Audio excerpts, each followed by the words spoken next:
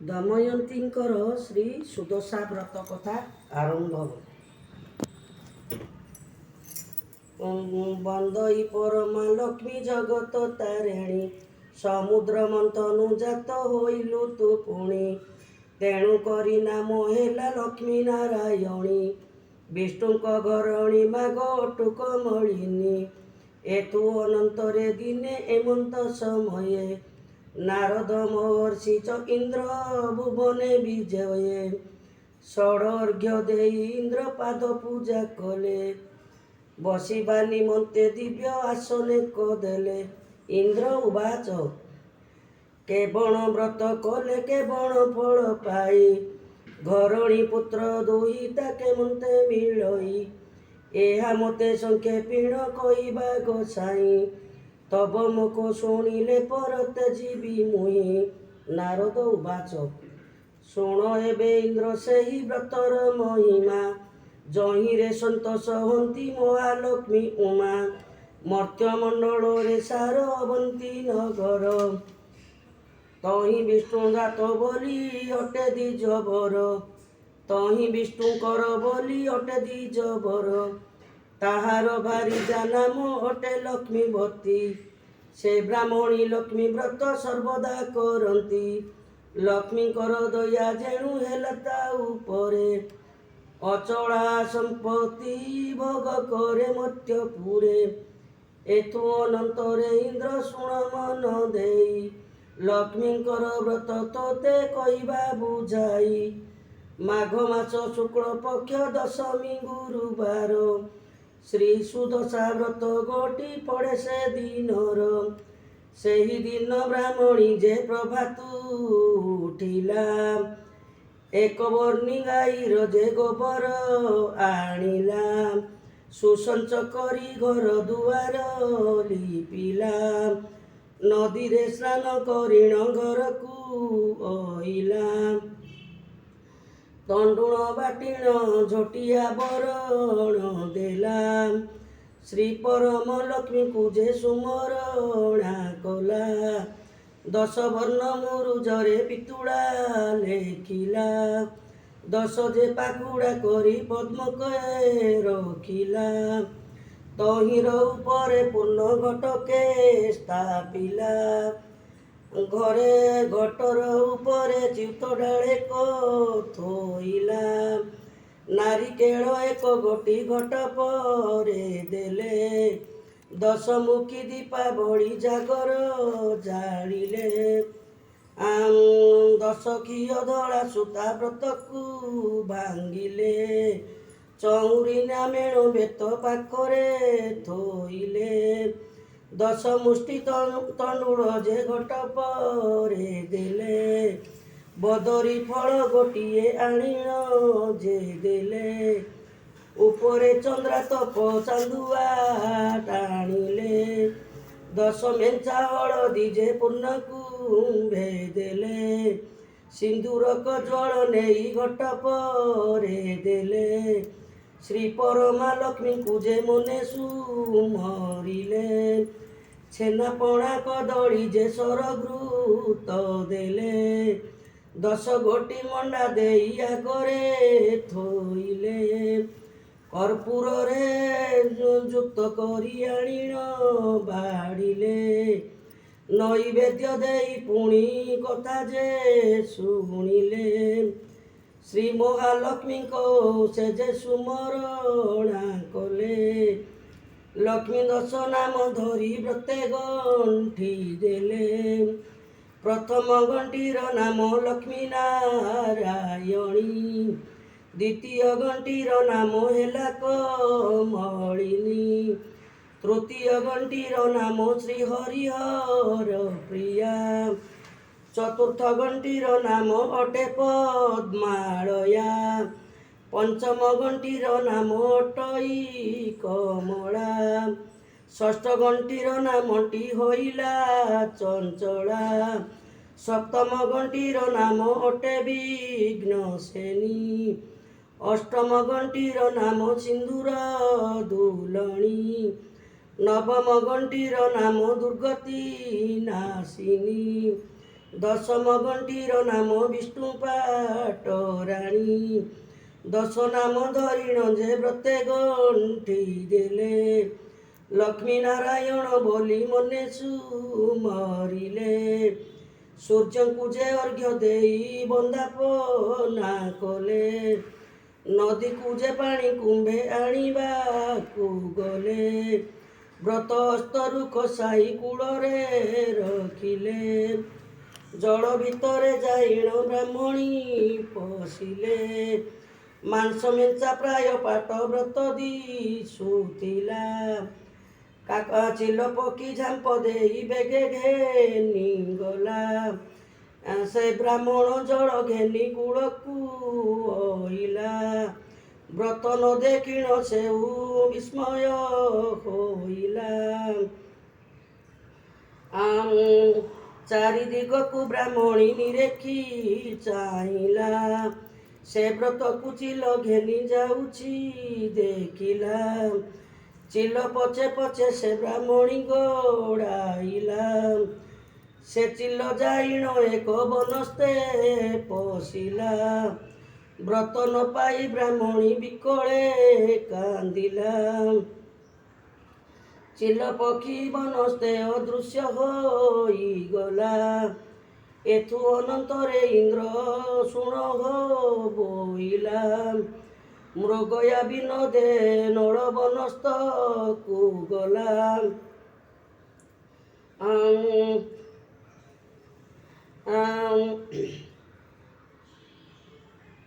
ବ୍ରାହ୍ମଣୀ ରୋଦନ ରାଜା କର୍ଣ୍ଣରେ ଶୁଣିଲେ। ବନସ୍ତେ କେ କାନ୍ଦୁଅଛି ବୋଲିଣ ବୋଇଲେ। ସୈନିକ ସଖା ଘେନି ରାଜା ବିଜେ କଲେ। ବ୍ରାହ୍ମଣୀ ପାଖରେ ଯାଇ ପ୍ରବେଶ ହୋଇଲେ। ବ୍ରାହ୍ମଣୀଙ୍କୁ ଦେଖି ରାଜା ବିସ୍ମୟ ହୋଇଲେ। କିନି ମନ୍ତେ କାନ୍ଦୁଅଛ ବୋଲିଣ ବୋଇଲେ।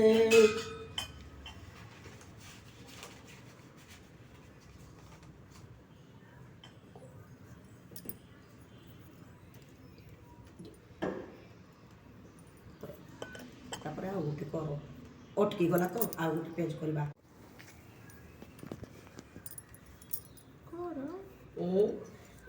ଏହା ଶୁଣି ବ୍ରାହ୍ମଣୀ ଯେ ରାଜାଙ୍କୁ କହଇ, ମୋହର ଦୁଃଖକୁ ବାବୁ ପାରିବ କି ଫେଇ। ନଳ ରାଜା ବୋଇଲେ ଯେ କି ଦୁଃଖ ତୋହର, ମୋ ଆଗେ କହିଲେ ତାହା କରିବଇ ଦୂର। ଏହା ଶୁଣି ବ୍ରାହ୍ମଣୀ ଯେ ବୋଲଇ ଉତ୍ତର, ସତ୍ୟ କର ତୁମ୍ଭେ ରାଜା କହିବି ଚାମୁର। ବ୍ରାହ୍ମଣୀର ବାକ୍ୟ ଶୁଣି ରାଜା ସତ୍ୟ କଲେ। ଯାହା ତୁମ୍ଭେ ମାଗ ତାହା ଦେବଇ ବୋଇଲେ। ଏହା ଶୁଣି ବ୍ରାହ୍ମଣୀ ଯେ ହରଷ ହୋଇଲା। ମୋହର ସୁଦଶା ବ୍ରତ ଚିଲ ଘେନି ଗଲା। ତୁମ୍ଭର ଯେ ମହାଦେଇ ବ୍ରତ କରୁଛନ୍ତି, ସେହି ବ୍ରତ ଗୋଟି ତୁମ୍ଭେ ଦେବ ହେ ନୃପତି। ଏହା ଶୁଣି ମହାରାଜା ସମ୍ମତ କଲେ। ବ୍ରାହ୍ମଣୀଙ୍କୁ ଘେନି ନିଜ ରାଜ୍ୟ ଚଳିଗଲେ। ବ୍ରାହ୍ମଣୀଙ୍କୁ ସିଂହ ଦ୍ୱାରେ ବସାଇ ନୃପତି, ଅନ୍ତପୁରକୁ ଗମନ କରିଲେ ତଡ଼ତି। ରାଣୀଙ୍କୁ ପାଇଣ ନଳ ରାଜା ଯେ କହିଲେ, ଆମ୍ଭଙ୍କୁ ଏକ ମାଗୁଣି ଦେବଇ ବୋଇଲେ। ଏହା ଶୁଣି ମହାରାଣୀ ସ୍ତବ୍ଧ ହୋଇଗଲେ। ଆମ୍ଭଙ୍କୁ କିସ ମିଳିବ ଦେବଇ ବୋଇଲେ। ନଳ ରାଜା ବୋଇଲେ ଏକ ସତ୍ୟ ଏବେ କର, ତେବେ ମୁଁ କହିବି ସିନା ମାଗୁଣି ମୋହର। ଏହା ଶୁଣି ମହାଦେବୀ ସତ୍ୟ ବାକ୍ୟ କଲେ, ଯେ ଇଚ୍ଛା ତୁମ୍ଭର ରାଜା ମାଗ ବୋଇଲେ। ସତ୍ୟ ବାକ୍ୟ ଶୁଣି ରାଜା ବୋଇଲେ ଉତ୍ତର, ସେ ସୁଦଶା ବ୍ରତ ଗୋଟି ଦିଅ ଗୋ ତୁମ୍ଭର। ଏହା ଶୁଣି ମହାରାଣୀ ବିସ୍ମୟ ହୋଇଲେ। ଶ୍ରୀ ସୁଦଶା ବ୍ରତ ଦେବା ନୁହଁ ବୋଇଲେ। ଏହି ବ୍ରତ ଗୋଟି ଅନ୍ୟକୁ ଯେ ନ ଦିଅନ୍ତି, ବ୍ରତ ଦେଲେ କନ୍ଧରୁ ଯେ ଲକ୍ଷ୍ମୀ ଛାଡ଼ି ଯାନ୍ତି। ଦରିଦ୍ର ଭିକ୍ଷୁକ ବ୍ୟାଧିବନ୍ତ ଯେ ହୋଇ, ଲକ୍ଷ୍ମୀଙ୍କର ବ୍ରତ ଏହି ଦେଇ ନ ପାରଇ। ଜଞ୍ଜାଳ କରିଣ ରାଜା ପୁନଶ୍ଚ ମାଗିଲେ। ହସ୍ତରୁ ଖସାଇ ବ୍ରତ ରାଜା করে ଦେଲେ। ବ୍ରତ ପାଇ ମହାରାଜା ବେଗେ ଚଳିଗଲେ। ବ୍ରାହ୍ମଣୀ ହସ୍ତରେ ବ୍ରତ ନେଇଣୁ ସେ ଦେଲେ। ବ୍ରତ ପାଇ ବ୍ରାହ୍ମଣୀ ଯେ ଆନନ୍ଦ ହୋଇଲା। ରାଜାକୁ ଆଶିଷ କରି ନିଜ ପୁରେ ଗଲା। ସେ ବ୍ରତ ନେଲା କଞ୍ଚା ଦୁଧରେ ଧୋଇଲା। 10 ଗୋଟି ମଣ୍ଡା କରି ପାଣି ଚଢାଇଲା। ଆପଣା ହସ୍ତରେ ନେଇ ବ୍ରତକୁ ବାନ୍ଧିଲା। ପାରଣା କରି ବ୍ରାହ୍ମଣୀ ଆଗରେ ରହିଲା। ନାରଦଙ୍କୁ ଚାହିଁ ଇନ୍ଦ୍ର ପୁଣି ପୁଚ୍ଛା କଲେ। ନଳ ରାଜାଙ୍କର କିସ ହୋଇଲା ବୋଇଲେ। ନାରଦ ବୋଇଲେ ଶୁଣ ଇନ୍ଦ୍ର ମନ ଦେଇ। ନଳ ରାଜାଙ୍କୁ କିପରି ତବେ ଦେବା କହି। ଚରିଯିବା ଗୋରୁ ଆଉ ଘରକୁ ନଇଲେ। ପତିଲାର ଧନ ସବୁ ବାସୁକି ହରିଲେ। ଧାନ ଚାଉଳ ତ ସବୁ ବସି ଯେ ଖାଇଲେ। ଶତ୍ରୁ ଆସିଣ ରାଜ୍ୟରେ ଉପଗତ ହେଲେ। ରାଜା ରାଣୀ ଅନ୍ନ ବସ୍ତ୍ର କିଛି ନ ପାଇଲେ। ରାଜାଙ୍କୁ ରାତ୍ରରେ କାଳ ପୁରୁଷ ଡାକିଲେ। ରାଜ୍ୟ ଛାଡ଼ି କରି ରାଜା ପଳାଇଣ ଯା। ରାଜ୍ୟ ଥିଲେ ନିଶ୍ଚୟ ମରିବୁ ନୃପନାହା। ଏହା ଶୁଣି ନଳ ରାଜ୍ୟ ତେଜିଣ ଉଠିଲେ। ମହାଦେଇ ପାଶେ ଯାଇ ସକଳ କହିଲେ। ଚାଲ ତୁମ୍ଭ ପିତା ରାଜ୍ୟ ଯିବା ହୋ ବୋଇଲେ। ଏହା ଶୁଣି ମହାଦେଇ ସନମତ କଲେ। ଶୋଭାଚନ୍ଦ୍ର କୁମରକୁ ହକାରି ଆଣିଲେ। ଗୃହକୁ ଛାଣିଣ ବିଜେ ରାଜା ରାଣୀ ଗଲେ। ପ୍ରଥମରେ ଯାଇ ଏକ ପୋଖରୀ ଦେଖିଲେ। ଏଠାରେ ସ୍ନାନ ରାଣୀ କରିବା ବୋଇଲେ।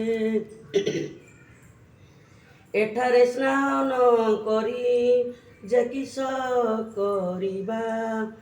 ପାଶରେ ତ କିଛି ନାହିଁ କଣ ଖାଇବା। ଏହା କହି ରାଜା ରାଣୀ ଜଳରେ ପଶିଲେ। 4ଟି ଗଡ଼ିଶା ମାଛ ଧରିଣ ଆଣିଲେ। ଏହି ମାଛ ପୋଡ଼ି ରାଣୀ ରଖିଥାଅ ନେଇ। ପାଶେ ଅଛି ଗ୍ରାମେ ଭିକ୍ଷା ମାଗିଣ ଆଣଇ। ଏହା କହି ମହାରାଜା ବିଜେ କରି କଲେ। ବିଷ୍ଣୁଙ୍କର ପଣ୍ଡା ଘରେ ପ୍ରବେଶ ହୋଇଲେ। ଆମକୁ ଭୋଜନ କିଛି ଦେବ କି ବୋଇଲେ। ଏହା ଶୁଣି ବ୍ରାହ୍ମଣୀ ଯେ ଅନ୍ନ ଆଣି ଦେଲେ। ହରଷ ହୋଇ ରାଜା ଲେଉଟି ଅଇଲେ। ଗୃହେ ପତ୍ନୀ କରେ ଅନ୍ନଦାନକୁ ଥୋଇଲେ। ଝାମ୍ପ ଦେଇ କାଳ ପକ୍ଷୀ ତାକୁ ଘେନି ଗଲା। ତଳେ ପଡ଼ି ଅନ୍ନ ମାଟି ଧୂଳି ହୋଇଗଲା। ବିରସ ହୋଇଣ ରାଜା ସେଠାରୁ ଆସିଲେ।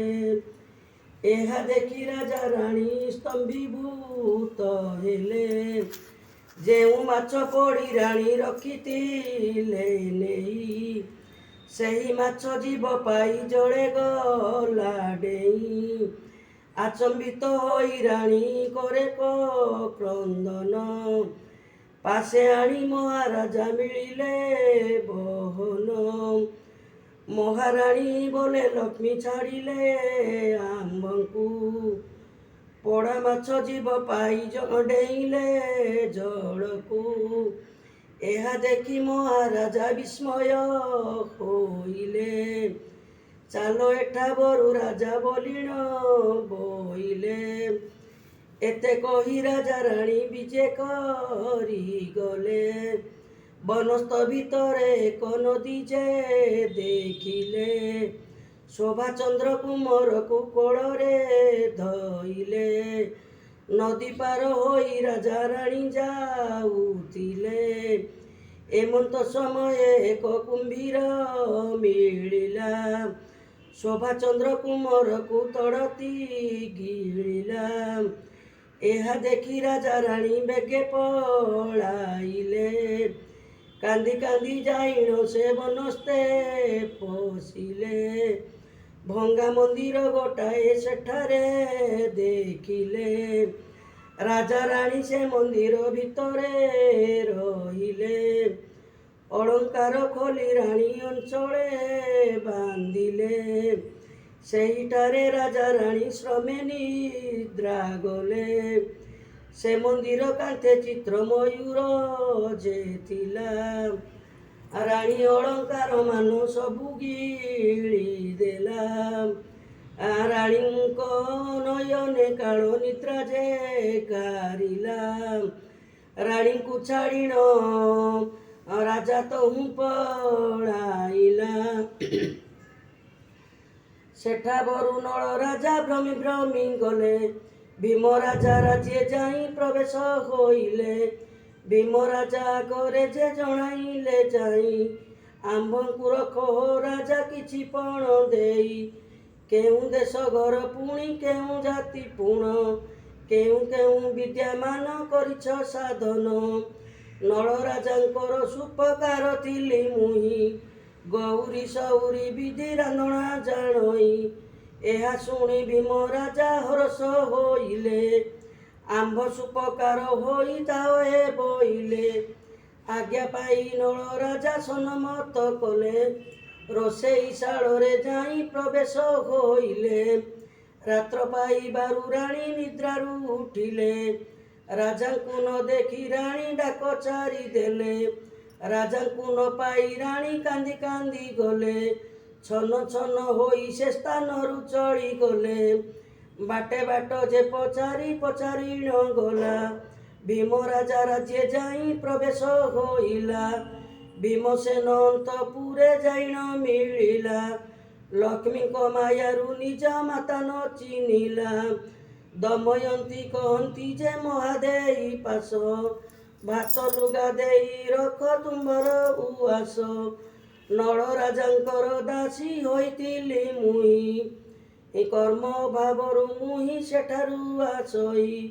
ଏହା ଶୁଣି ମହାଦେଇ ହରଷ ହୋଇଲେ, ଆମ ଅନ୍ତପୁରେ ଦାସୀ ହୋଇଥାଅ ବୋଲେ। ଏହା ଶୁଣି ଦମୟନ୍ତୀ ସନମତ କଲେ, ନଳ ଦମୟନ୍ତୀ ଦୁହେଁ ସେଠାରେ ରହିଲେ। ଏଥୁ ଅନନ୍ତରେ ଶୁଣ ଇନ୍ଦ୍ର ମନ ଦେଇ, ନଳ ରାଜାଙ୍କର ଶୁଭ ବାର୍ତ୍ତା ଦେବା କହି।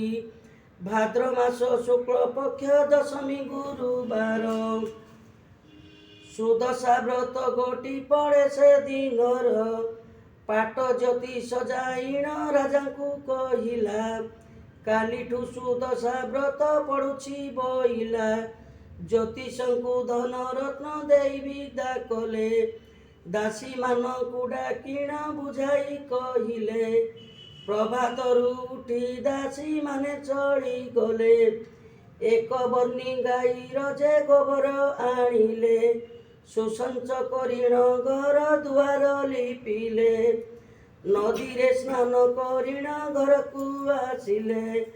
ତଣ୍ଡୁଳ ବାଟିଣ ଝୁଣ୍ଟି ଆଳପଣା ଦେଲେ, ଏହା ଦେଖି ଦମୟନ୍ତୀ ରାଣୀଙ୍କୁ କହିଲେ, ମହାରାଣୀ ମୋହ ପ୍ରତି ଯେବେ ଦୟା ହେବ, ଓଷାର ଉପକରଣ ଯେବେ ମତେ ଦେବ।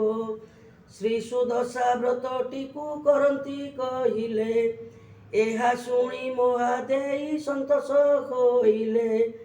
ବ୍ରତ ଯେବେ କର ତୁମ୍ଭେ କର ଗୋ ବୋଇଲେ। ଦମୟନ୍ତୀ ଶୀଘ୍ର ସ୍ନାନ ସାରିଣ ଆସିଲେ, ଅତି ଯତନରେ ନେଇ ଘଟେ ସ୍ଥାପିଲେ। ହଳଦୀ ଚନ୍ଦନ ନେଇ ଘଟ ପରେ ଦେଲେ, ଚ୍ୟୁତ ଡାଳ ଦେଇ ତାପମାନଙ୍କୁ ଲଗାଇଲେ। ଚ୍ୟୁତ ଡାଳ ଦେଇ ତାପମାନ ଲଗାଇଲେ, ଧୂପ ଦୀପ ନୈବେଦ୍ୟ ଗନ୍ଧ ପୁଷ୍ପ ଦେଲେ। ପୁରମଣ୍ଡା 10 ଗୋଟି ଆଗରେ ଥୋଇଲେ, ମହାଲକ୍ଷ୍ମୀଙ୍କି ସୁମରି ସେଠାରେ ବସିଲେ।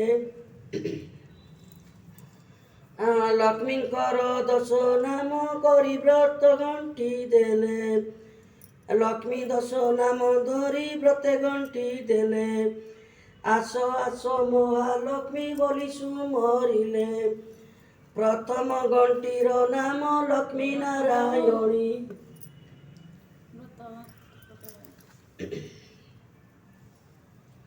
ପ୍ରଥମ ଗଣ୍ଠିର ନାମ ଲକ୍ଷ୍ମୀ ନାରାୟଣୀ। ଦ୍ୱିତୀୟ ଗଣ୍ଠିର ନାମ ହେଲା କୋମଳିନୀ। ତୃତୀୟ ଗଣ୍ଠିର ନାମ ଶ୍ରୀହରିପ୍ରିୟା। ଚତୁର୍ଥ ଗଣ୍ଠିର ନାମ ଅଟେ ପଦ୍ମାଳୟା।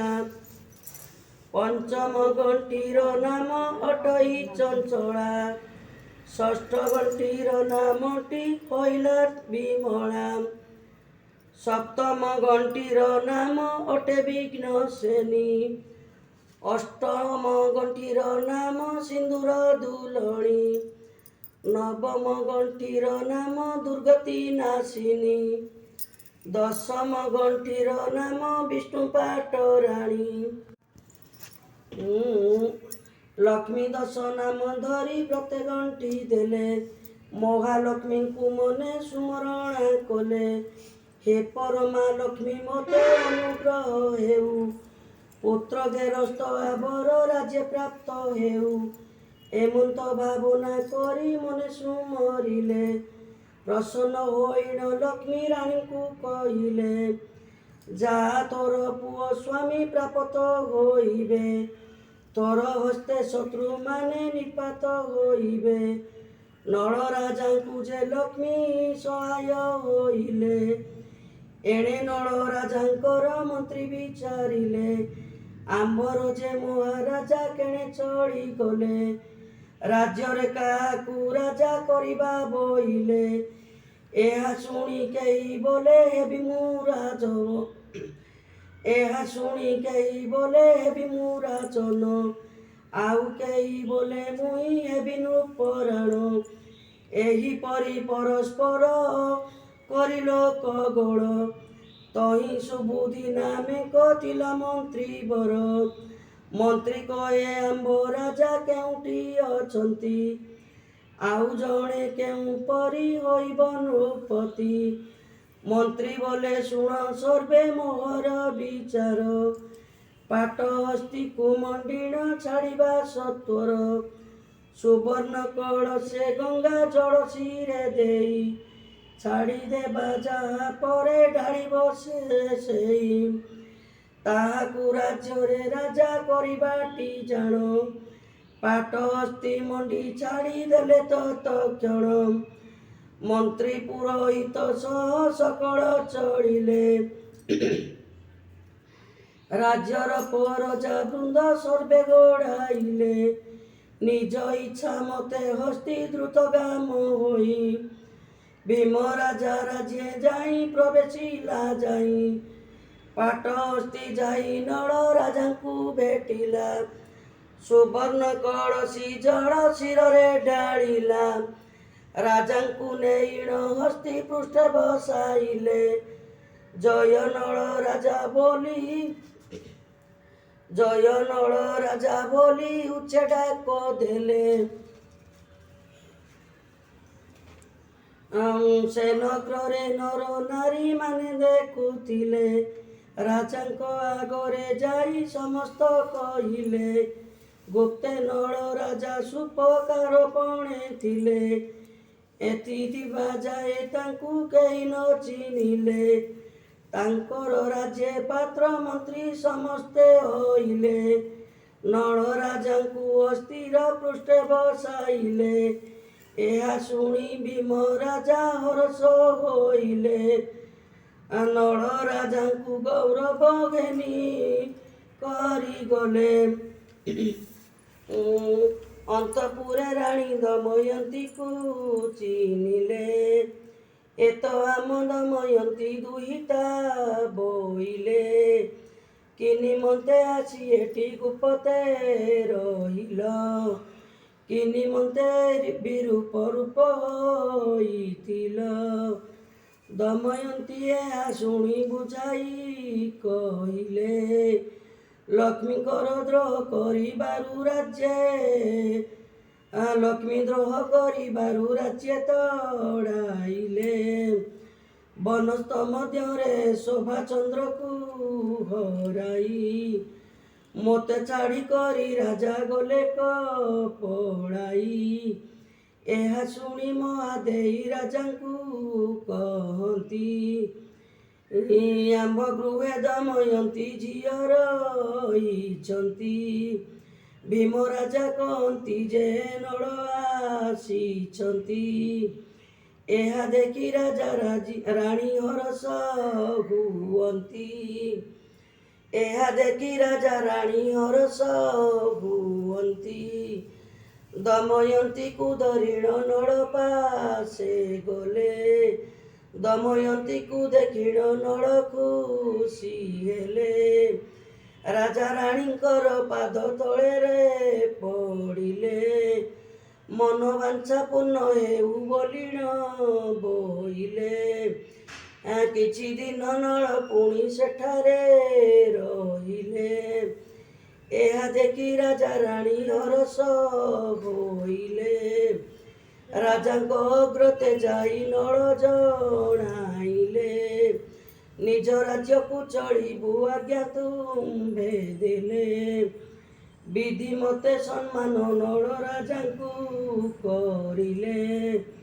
ପାଟ ପୀତାମ୍ବରୀ ମାନ ରାଜା ଯେ ପିନ୍ଧିଲେ। ନଳ ନାନା ଅଳଙ୍କାର ଦେଇ ଭୂଷଣ କରିଲେ। ବିନୟ ହୋଇଣ ରାଣୀ ମାତାଙ୍କୁ କହିଲେ, ଦୟା ରଖିଥିବ ମାତା ପିତାଙ୍କୁ କହିଲେ। ଆଶିଷ କଲ୍ୟାଣ କରି ବିନୟ ହୋଇଲେ। ରତ୍ନ ଆନ୍ଦୋଳାରେ ନେଇ ବିଜେ କରାଇଲେ। ବିନୟ ହୋଇଣ ରାଜା ରାଣୀଙ୍କୁ କହିଲେ, ଏହି ସ୍ନେହ ସଦା ରଖିଥିବ ପ୍ରଜାମାନେ। ବିଦାୟ ଦିଅ ଯାଉଛି ନିଜ କର୍ମସ୍ଥାନେ। ଶୁଭ ବେଳେ ରାଜା ରାଣୀ ରାଜ୍ୟକୁ ଗମିଲେ। ପାତ୍ର ମନ୍ତ୍ରୀ ସର୍ବେ ତାଙ୍କ ସଙ୍ଗେ ଗୋଡ଼ାଇଲେ। ଶଙ୍ଖ ଶବଦରେ ରାଜ୍ୟ ସାରା କମ୍ପାଇଲେ। ଶୁଭ ଅନୁକୂଳ କରି ବାହାର ହୋଇଲେ। କିଛି ଦୂର ଗଲା ପରେ ମନ୍ଦିର ଭେଟିଲେ। ଜୟ ଶଙ୍ଖ ବୀର ଶବ୍ଦ ତୁରୀ ବଜାଇଲେ। ଯେଉଁ ମୟୂରଟି ରାଣୀ ମାଳା ଗିଳିଥିଲା, ରାଜା ରାଣୀଙ୍କୁ ଚିହ୍ନିଣ ଉଦ୍ଗାରିଣ ଦେଲା। ଅଳଙ୍କାର ପାଇ ରାଣୀ ହରଷ ହୋଇଲେ। ସୁରଦେବ ରାଣୀ ସାପ ମୁକ୍ତ ହୋଇଗଲେ। ସେଠା ବରୁ ପାତ୍ର ମନ୍ତ୍ରୀ ବିଦା କରିଦେଲେ। ତୁମ୍ଭେମାନେ ଯାଅ ବୋଲେ ଆମ୍ଭେ ଯିବୁ ବୋଲେ। ସେଠା ବରୁ ପାତ୍ର ମନ୍ତ୍ରୀ ବିଦାୟ ହୋଇଲେ। ରାଜା ରାଣୀ ବହୁତ ଆଶିଷ ଯେ ବାଞ୍ଚିଲେ। ହସ୍ତୀ ପୃଷ୍ଠେ ବସି ରାଜା ରାଣୀ ଚାଲିଗଲେ। ବନସ୍ତ କନ୍ଧରେ ନଦୀ ତଟରେ ମିଳିଲେ। ଶଙ୍ଖ ଧ୍ୱନି ଶବଦରେ ନଦୀ କମ୍ପିଗଲା। ଶବ୍ଦ ଶୁଣିଣ କୁମ୍ଭୀର ତଡ଼ପି ଆସିଲା। ସଙ୍ଗେ ସଙ୍ଗେ ଶୋଭାଚନ୍ଦ୍ରକୁ ଯେ ଉଦ୍ଗାରିଲା। ଏହି ଜନମରୁ ମୁକ୍ତ କରନ୍ତୁ ବୋଇଲା। ପୁତ୍ରକୁ ପାଇଣ ରାଣୀ ହରଷ ହୋଇଲେ।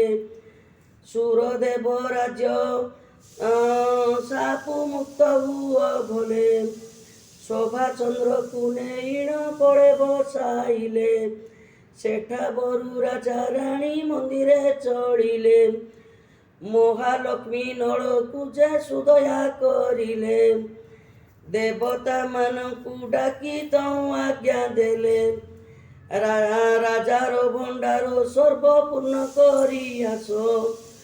ପୂର୍ଣ୍ଣ କରି ଆସି ମୋତେ କହିବ ସନ୍ଦେଶ। ଏହା ଶୁଣି ବେତାଳ ଯେ ଶୀଘ୍ର ଚଳିଗଲେ। ନଳ ରାଜାଙ୍କ ଭଣ୍ଡାର ସମ୍ପୂର୍ଣ୍ଣ କରିଲେ। ଲେଉଟିଣ ଆସି ଲକ୍ଷ୍ମୀ ପାଶେ ଜଣାଇଲେ। ଭଣ୍ଡାର ପୂର୍ଣ୍ଣ କରି ସନ୍ତୋଷ ହୋଇଲେ। ଏ ସମୟରେ ନଳ ରାଜା ରାଜ୍ୟ ପହଞ୍ଚିଲେ। ସିଂହଦ୍ୱାରରେ ପହଞ୍ଚି ହରଷ ହୋଇଲେ। ରାଜା ରାଣୀ ପାତ୍ର ମନ୍ତ୍ରୀ ଦେଖି ଧାଇଁ ଗଲେ। ସମାରୋହେ ପାଦ ତଳେ ସର୍ବେ ପଡ଼ିଗଲେ। ଉଠ ସର୍ବେ ରାଜା ରାଣୀ ହେମନ୍ତ କହିଲେ। ଯେ ଯାହାର କାର୍ଯ୍ୟକ୍ରମେ ସର୍ବେ ଲିପ୍ତ ହେଲେ। ଅଭିଷେକର ଯୋଗାଡ଼ ମନ୍ତ୍ରୀ କରାଇଲେ। ଶୁଭ ବେଳେ ରାଜା ରାଣୀ ଅଭିଷେକ ହେଲେ। ବାଦ୍ୟ ଶବଦରେ ରାଜେ ଆନନ୍ଦ ଲଭିଲେ। ନଗ୍ର ନଗ୍ର ବୁଲି ରାଜା ବହୁ ଦାନ ଦେଲେ। ଆନନ୍ଦ ହୋଇଣ ରାଜା ପ୍ରଜାଙ୍କୁ ପାଳିଲେ। ରାଜା ପ୍ରଜା ଆନନ୍ଦରେ ସନ୍ତୋଷ ଲଭିଲେ। ଏହା ପରେ ଶ୍ରୀ ସୁଦଶା ବ୍ରତ ହିଁ ପଡ଼ିଲା। ବ୍ରତ କରିବାକୁ ରାଣୀ ରାଜାଙ୍କୁ କହିଲା। ଏମନ୍ତ ଏ ବ୍ରତ ବୋଲି ଇନ୍ଦ୍ରକୁ କହନ୍ତେ। ଇନ୍ଦ୍ର ସହିତରେ ଶଚୀ ଏ ବ୍ରତ କରନ୍ତେ। ନାରଦ ଋଷିଙ୍କୁ କଥା ଏବେ ଯେ ଶୁଣିଲେ। ନାରଦ ଋଷିଙ୍କ ଠାରୁ କଥାକୁ ଶୁଣିଲେ। ବ୍ରତକୁ ସମ୍ପୂର୍ଣ୍ଣ କରି ଦକ୍ଷିଣା ଯେ ଦେଲେ। ଦକ୍ଷିଣା ପାଇ ନାରଦ ବିଜେ କରିଗଲେ।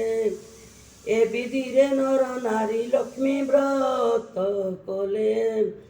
ଯେଉଁ ନର ନାରୀ ଏହି ବ୍ରତକୁ କରନ୍ତି ତାଙ୍କରି କନ୍ଧରୁ ଲକ୍ଷ୍ମୀ କେବେ ନ ଛାଡ଼ନ୍ତି। ଏଣୁ ମହାଲକ୍ଷ୍ମୀ ପାଦେ ଥାଉ ମୋର ମତି। ସଦା ଜୟେ ସମ୍ପୂର୍ଣ୍ଣ ଏ ସୁଦଶା ବ୍ରତଟି। ଇତି ଶ୍ରୀ ସୁଦଶା ବ୍ରତ ସଦା ଜୟ।